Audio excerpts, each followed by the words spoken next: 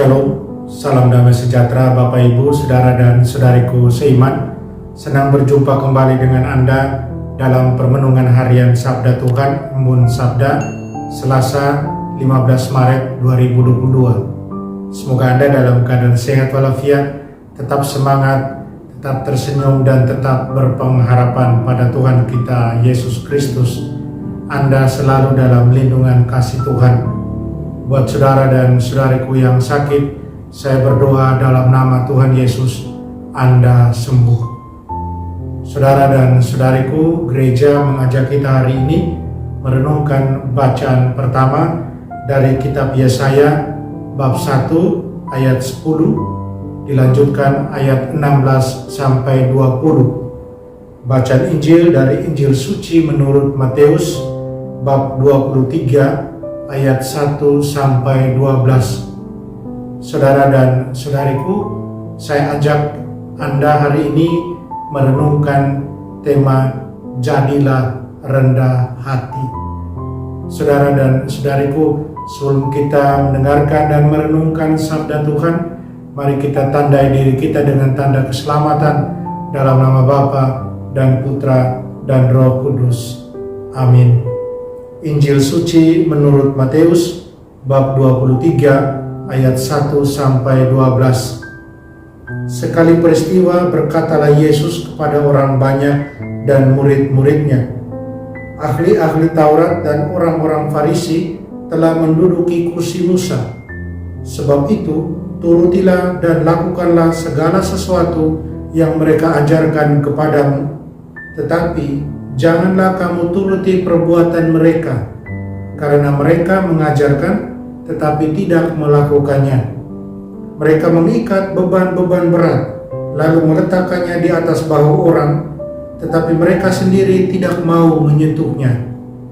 Semua pekerjaan yang mereka lakukan hanya dimaksud supaya dilihat orang. Mereka memakai tali sembayang yang lebar dan jumbai yang panjang. Mereka suka duduk di tempat terhormat dalam perjamuan dan di tempat terdepan di rumah ibadat. Mereka suka menerima penghormatan di pasar dan suka dipanggil rabi. Tetapi kamu janganlah suka disebut rabi, karena hanya satu rabimu dan kamu semua adalah saudara. Dan janganlah kamu menyebut siapapun bapa di bumi ini, karena hanya satu bapamu, yaitu Dia yang di surga. Janganlah pula kamu disebut pemimpin, karena hanya ada satu pemimpinmu, yaitu Kristus. Siapapun yang terbesar di antara kamu, hendaklah ia menjadi pelayanmu. Barang siapa meninggikan diri, akan direndahkan, dan barang siapa merendahkan diri, akan ditinggikan. Demikianlah sabda Tuhan. Terpujilah Kristus. Saudara dan saudariku yang terkasih dalam Kristus, siapakah yang tidak menginginkan pujian dan rasa hormat dari orang lain?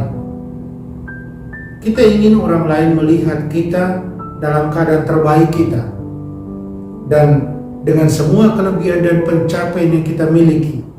Kita ingin orang melihat kita dalam situasi yang begini, keadaan yang begitu, daripada dalam keadaan terburuk kita, daripada dengan semua kesalahan dan kekurangan kita. Kita tidak mau orang lain melihat kita dalam keadaan demikian. Tetapi Tuhan melihat kita secara berbeda. Dia melihat kita apa adanya. Kita orang berdosa, kita yang adalah pengemis, yang selalu membutuhkan belas kasihan, bantuan dan bimbingan dari Tuhan. Nabi Yesaya dalam bacaan pertama, dia memperingatkan para penguasa dan orang-orang Sodom dan Gomora untuk dengan rendah hati mendengarkan dan tunduk pada ajaran Tuhan, sehingga mereka dapat belajar berbuat baik dan berhenti dari kejahatan mereka. Yesus memperingatkan ahli-ahli Taurat dan orang-orang Farisi, para guru dan penguasa Israel, untuk mengajar dan melayani orang dengan kerendahan hati dan ketulusan, daripada dengan kesombongan, dengan promosi diri, dengan ingat diri, hanya untuk kemuliaan diri. Mereka berusaha keras untuk menarik perhatian orang pada status dan praktik keagamaan mereka. Di satu sisi, mereka ingin menjadi model yang baik dari orang-orang Yahudi yang taat. Tetapi semangat mereka sesat. Dalam semangat yang sesat ini, mereka mencari pengakuan dan kehormatan untuk diri mereka sendiri daripada untuk Tuhan. Mereka menjadikan praktik iman sebagai beban daripada sukacita bagi orang-orang yang seharusnya mereka layani.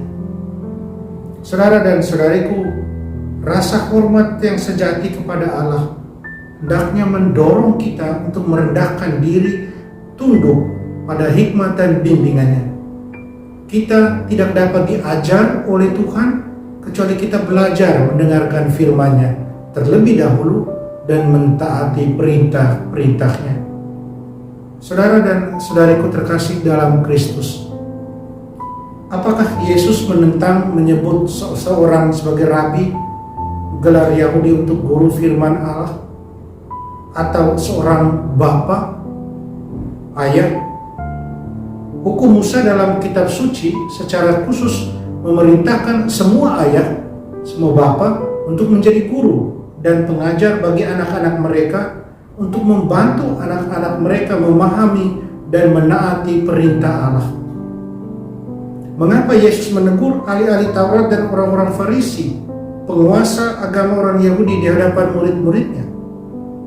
Yesus ingin memperingatkan murid-muridnya dan para pemimpin agama tentang godaan untuk mencari kehormatan dan gelar, mencari perhatian kepada diri sendiri dan menggantikan Allah dan firman-Nya. Kesombongan menggoda kita untuk menempatkan diri kita terlebih dahulu di atas orang lain. Kitab suci memberikan banyak peringatan tentang bahaya kesombongan dan mementingkan diri sendiri. Misalnya dalam Amsal bab 16 ayat 18 dikatakan, kesombongan mendahului kehancuran dan semangat angkuh sebelum kejatuhan.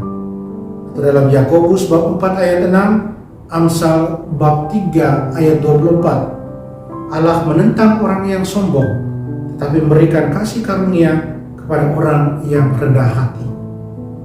Saudara dan saudariku yang terkasih dalam Kristus, penghormatan kepada Tuhan dan jalan-jalannya mendorong kita pada kerendahan hati dan kesederhanaan hati, kesediaan yang rela untuk mencari satu-satunya kebaikan sejati yang adalah Tuhan sendiri.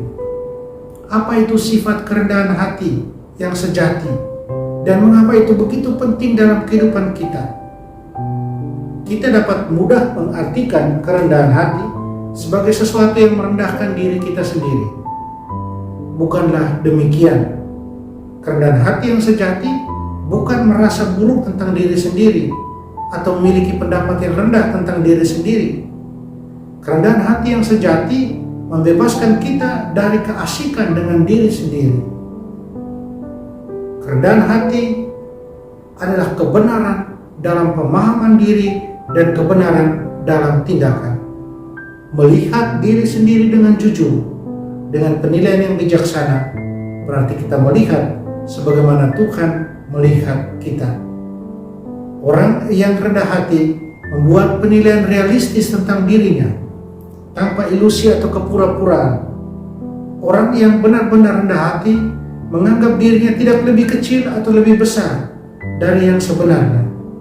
Karena kerendahan hati yang sejati membebaskan diri kita untuk menjadi diri sendiri sebagaimana Allah memandang kita, dan menghindari jatuh ke dalam keputusasaan dan kesombongan.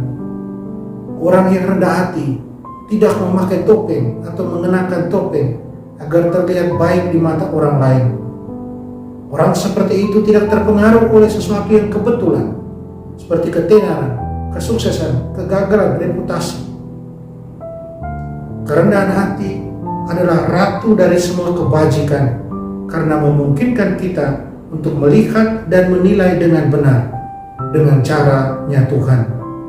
Kerendahan hati membantu kita untuk diajar, sehingga kita dapat memperoleh pengetahuan yang benar, memperoleh kebijaksanaan, dan pandangan yang jujur tentang satu kenyataan.